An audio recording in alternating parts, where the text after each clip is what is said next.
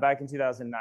So we're in our 15th year of hosting. Well, actually, in 2009 we started quarterly, so we'd have an event every 3 or 4 months in Indianapolis. I started the Indianapolis operation in 2005. So we've been there. We hit 20 years there in February, and 4 years in, we had a group of Singaporeans that reached out to me and said, we'd like to buy rental property from you in the US. And this was in 2008. And I said, so is Singapore a city or a country? Or like, I know it's in Southeast Asia. And they were like, yes, it's both. It's an island, city, country.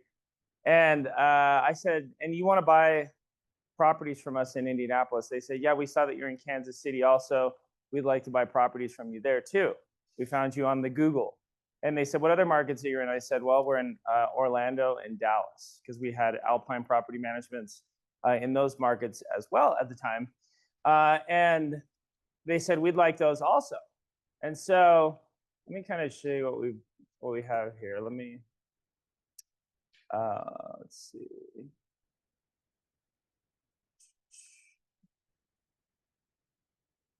There we go. So here's the kind of the, and Hill, you can shut that door too. Here's the ecosystem of kind of how we have it put together. Fast forward today, we have Alpine Property Management's currently here in Idaho. We have 2 different markets in Missouri, 2 different markets in North Carolina, Indianapolis. We shut down Orlando right around 2016 when they put their foreclosure auction online, because then all of China, all of the UK, all of the Middle East who had been to Disney World could buy properties online, and it totally crushed me. Florida now is just getting crushed in general. Insurance is such a problem. There's all of the insurance companies have left the state. There's just one option. Anybody from Florida? I've seen insurance policies, landlord policies for, a $200,000 property go from $700 or $800 to $3,000 or $4,000. For investment. For homeowners, it's still okay because it's subsidized, but owning investment property in Florida because of hurricanes, because of insurance, not to mention what's been happening with HOAs in Florida. And so it's interesting because Florida is very business friendly, very tax friendly, very growth friendly. It's the top growth market for the top 1% right now. So the rich people, they don't care that insurance is a little pricey. If you're spending $5 million on a house in West Palm Beach, right? You don't care. But you have a massive spike in the last 6 months of blue collar and middle class homes that aren't selling. And so Florida is really interesting because I've never seen a good rental market break bad like it's been breaking. It's really interesting. We're going to go through some numbers here in a little bit nationally, kind of see what's happening.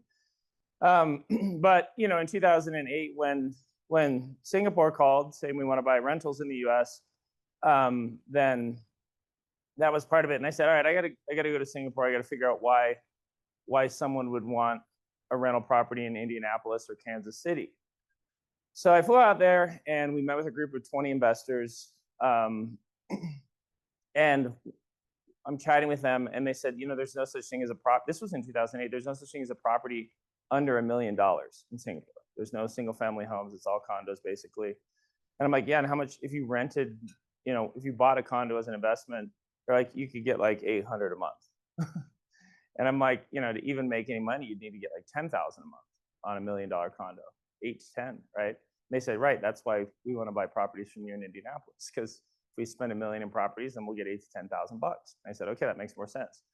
I said, but I had a 30-hour travel day to get from Indianapolis to Singapore.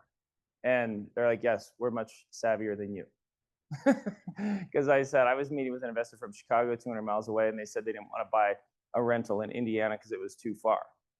And they said, yep, sounds like American investors. And so that was interesting because we started working with Singaporeans, and they were, what also struck me was that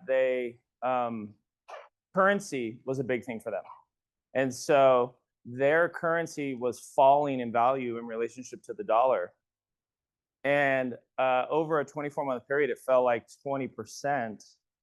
And so they were all setting up US bank accounts, and they're like, just put my rents there, because meanwhile the Singapore dollar kept falling, and they were literally getting effectively a 20% increase in rental rates every month by leaving their money in dollars. And currency as an investment was something that had never occurred to me either. And I know there's been a lot of criticism lately about the dollar, and none of us feel like we have the best currency in the world, but we still do, because who's better? The pound, the euro, maybe the euro, could be the euro. But until you start to see, people holding the euro as a foreign currency, still the dollar, and that's still a big driver for international investors.